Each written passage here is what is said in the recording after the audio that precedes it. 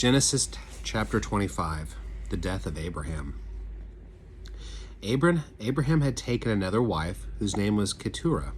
She bore him Zimran, Jokshan, Medan, Ishbak, Shua, and Shua. Jokshan was the father of Sheba and Dedan. The descendants of Dedan were the Asherites, the Letushites, and the Lumanites. The sons of Midian were Ephah, Epher, Hanok, Abida, and Elda. All these were descendants of Keturah. Abraham left everything he owned to Isaac, but while he was still living, he gave gifts to the sons of his concubines and sent them away from his son Isaac to the land of the east. Abraham lived 175 years. Then Abraham breathed his last and died at a good old age, an old man and full of years, and he was gathered to his people. His sons Isaac and Ishmael buried him in the cave of Machpelah near Mamre, in the field of Ephron, son of Zohar the Hittite, the field Abraham had bought from the Hittites. There Abraham was buried with his wife Sarah. After Abraham's death, God blessed his son Isaac, who then lived near Beer-lahai-roi. Ishmael's sons.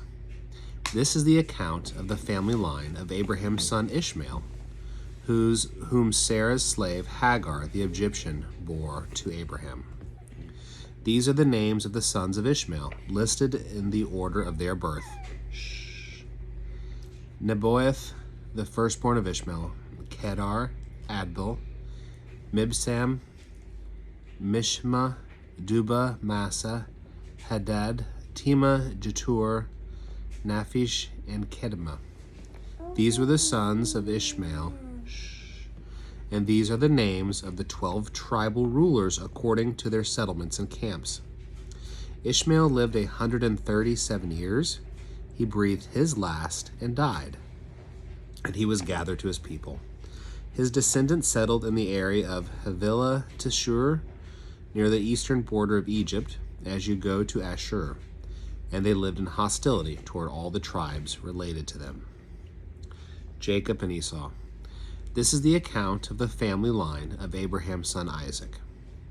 Abraham became the father of Isaac, and Isaac was 40 years old when he married Rebekah, daughter of Bethuel, the Aramean, from Paddan Aram, and sister of Laban, the Aramean. Isaac prayed to the Lord on behalf of his wife, because she was childless. The Lord answered his prayer, and his wife Rebekah became pregnant. The babies jostled each other within her, and she said, "Why is this happening to me?" So she went to inquire of the Lord. The Lord said to her, 2 nations are in your womb, and 2 peoples from within you will be separated. One people will be stronger than the other, and the older will serve the younger.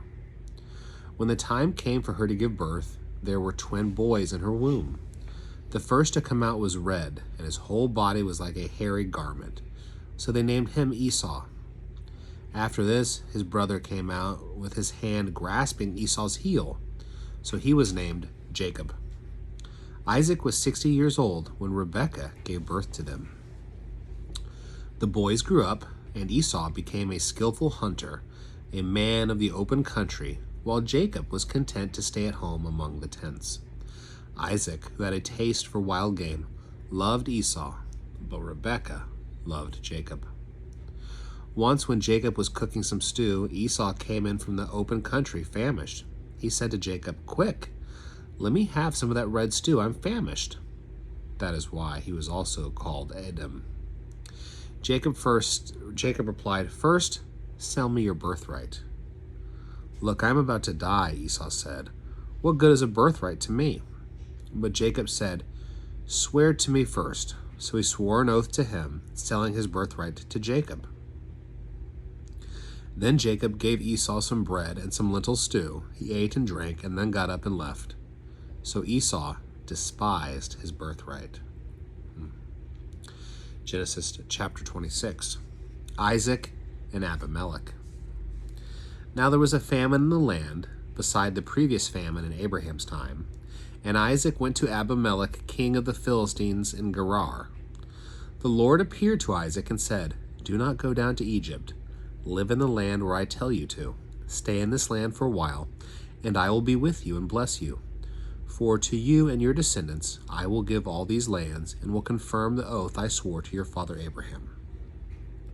I will make your descendants as numerous as the stars in the sky, and I will give them all these lands, and through your offspring all nations on earth will be blessed." Because Abraham obeyed me and did everything I required of him, keeping my commands, my decrees, and my instructions. So Isaac stayed in Gerar. When the men of that place asked him about his wife, he said, "She is my sister," because he was afraid to say, "She is my wife." He thought the men of this place might kill me on account of Rebekah, because she is so beautiful. When Isaac had been there a long time, Abimelech, king of the Philistines, looked down from a window and saw Isaac caressing his wife Rebekah. So Abimelech summoned Isaac and said, "She is really your wife. Why did you say she is my sister?" Isaac answered him, "Because I thought I might lose my life on account of her." Then Abimelech said, "What is this you have done to us? One of the men might well have laid with your wife, and you would have brought guilt upon us." So Abimelech gave orders to all the people, "Anyone who harms this man or his wife shall surely be put to death." Isaac planted crops in that land, and the same year reaped 100-fold, because the Lord blessed him. The man became rich, and his wealth continued to grow until he became very wealthy. He had so many flocks and herds and servants that the Philistines envied him. So all the wells that his father's servants had dug in the time of his father Abraham, the Philistines stopped up, filling them with earth. Then Abimelech said to Isaac, "Move away from us. You have become too powerful for us." So Isaac moved away from there and encamped in the valley of Gerar, where he settled. Isaac reopened the wells that had been dug in the time of his father Abraham, which the Philistines had stopped up after Abraham died, and he gave them the same names his father had given them. Isaac's servants dug in the valley and discovered a well of fresh water there. But the herders of Gerar quarreled with those of Isaac and said, "The water is ours." So he named the well Esek, because they disputed with him. Then they dug another well, but they quarreled over that one also. So he named it Sitnah. He moved on from there and dug another well, and no one quarreled over it. He named it Rehoboth, saying, "Now the Lord has given us room, and we will flourish in the land." From there he went to Beersheba. That night the Lord appeared to him, and he said, "I am the God of your father Abraham. Do not be afraid, for I am with you. I will bless you and will increase the number of your descendants for the sake of my servant Abraham." Isaac built an altar there and called on the name of the Lord. There he pitched his tent, and there his servants dug a well. Meanwhile Abimelech had come to him from Gerar with Ahuzath, his personal advisor, and Phicol, the commander of his forces. Isaac asked them, "Why have you come to me, since you were hostile to me and sent me away?" They answered, "We saw clearly that the Lord was with you, so we said, there ought to be a sworn agreement between us and you. Let us make a treaty with you, that you will do us no harm, just as we did not harm you, but always treated you well and sent you away peacefully. And now you are blessed by the Lord." Isaac then made a feast for them, and they ate and drank. Early the next morning the men swore an oath to each other. Then Isaac sent them on their way, and they went away peacefully. That day Isaac's servants came and told him about the well they had dug. They said, "We found water." He called it Sheba, and to this day the name of the town has been Beersheba. Jacob takes Esau's blessing. When Esau was 40 years old, he married Judith, daughter of Beeri the Hittite, and also Basemath, daughter of Elon the Hittite. They were a source of grief to Isaac and Rebekah.